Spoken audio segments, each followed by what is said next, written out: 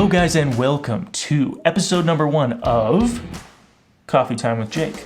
A short little show where we sit down with a cup of coffee at the coffee table and talk some shop. Today in particular, we are looking at the last video I made, a behind the scenes video in which I did all of the B-roll and behind the scenes of making coffee. Hilariously enough, we're drinking more coffee today. And because we are not perfect nor professionals, we're just learning like the rest of everyone else on this planet when it comes to videography. We are going to critique this video, talk about some things that I want to do differently next time because, of course, we're not done making these. We're having way too much fun with the Sony, and frankly, we're just going to do more of them. So anyway, let's dive right on into it.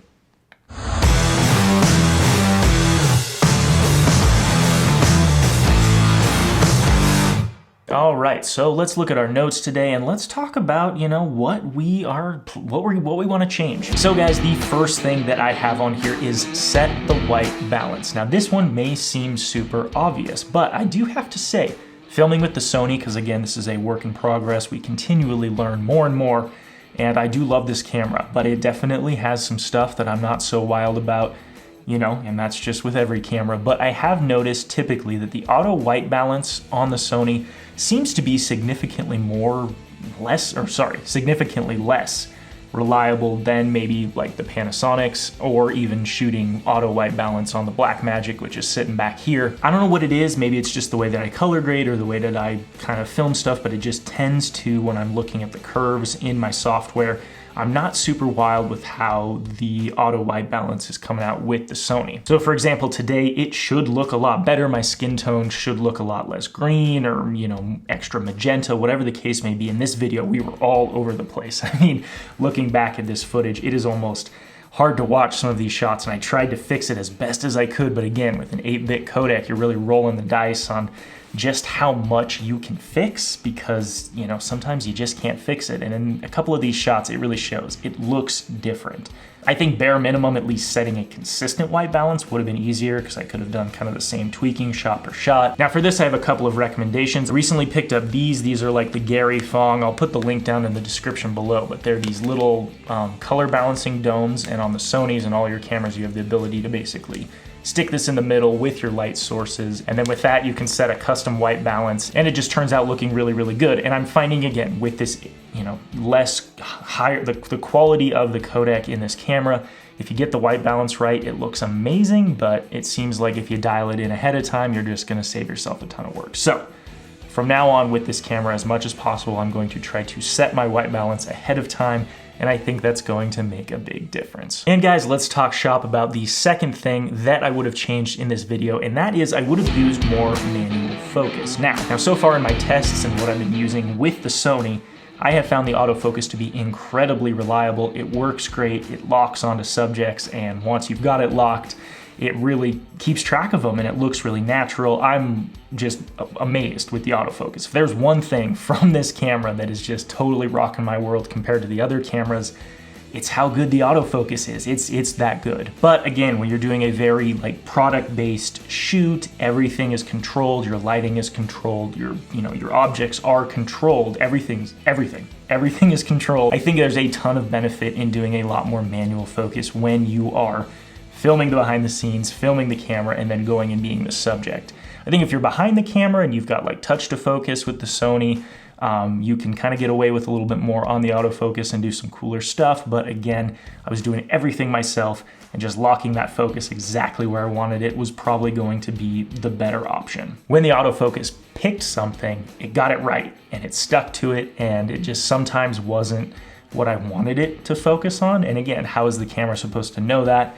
I was using a monitor, so there was no way to really lock and pick the focus, and it just would have been saved myself probably quite a bit of headaches if I just had shot manual focus. So number 2, shoot manual focus more often. Thing number 3 that I would have changed, tip for kind of all of you guys as well, just in the process of making this edit, I would shoot a lot less 120 frames per second. Now, with that, I would shoot a lot more clips because you're doing a lot of tripod work. If you're doing it all yourself, shooting in normal speed, picking your actions, lining up your focus, and doing all of these things very choreographed seems to come across better when you shoot it in normal speed because you don't get caught accidentally slowing moments down that probably don't need to be slowed down.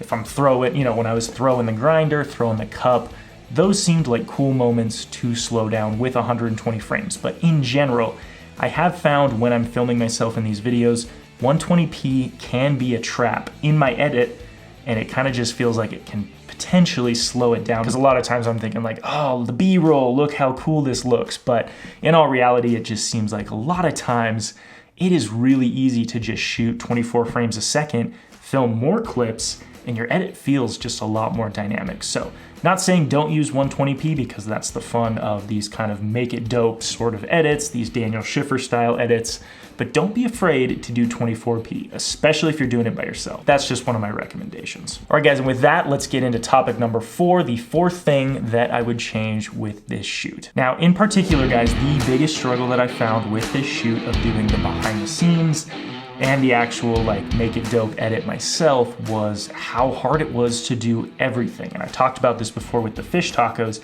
Even with the coffee, which was a vastly more simplified thing to create, to make, it was still really hard, and it took almost all afternoon to film that when normally coffee is like a 10, 15 minute ordeal. Doing the behind the scenes, doing the main camera work, and all of that just added a ton of complexity. So I know what you all are thinking, well Jake, what would you do differently? For this particular instance, I would just probably either do a GoPro on my head, I've done that in the past, or try to come up with some other way to show the behind the scenes, but have it interfere less. Because ultimately what I was finding, and it just kind of bummed me out, was that the behind the scenes kind of started to suffer, and the A roll, B roll shoot, the coffee sequence, the whole cinematic sequence, both kind of took a hit because it was hard to do both of them 100%. If you guys have ever watched Parks and Rec, Ron Swanson, he always talks about whole-assing one thing, don't half-ass two things. Well, that's kind of what it felt like, was like I was half-assing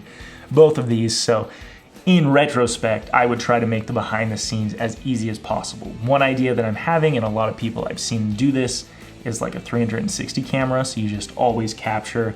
You don't have to worry about pointing the camera anywhere.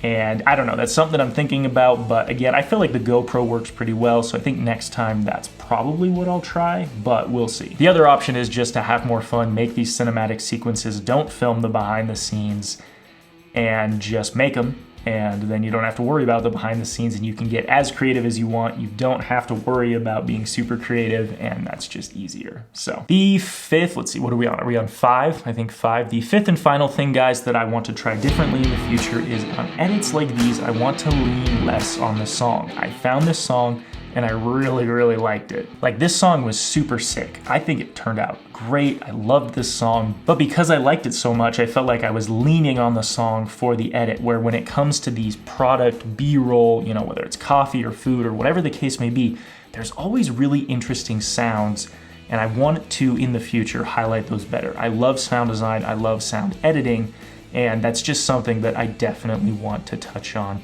more in the future. So that is on my list. But with that, guys, that is it. Thank you for joining me on the first episode of Coffee Time with kind of how the world is. I'm not sure how many more of these we're gonna do where we just kind of sit down and talk about stuff. But again, I love making videos in general, so even these are fun to just sit down and just make. So I hope you guys enjoyed this format.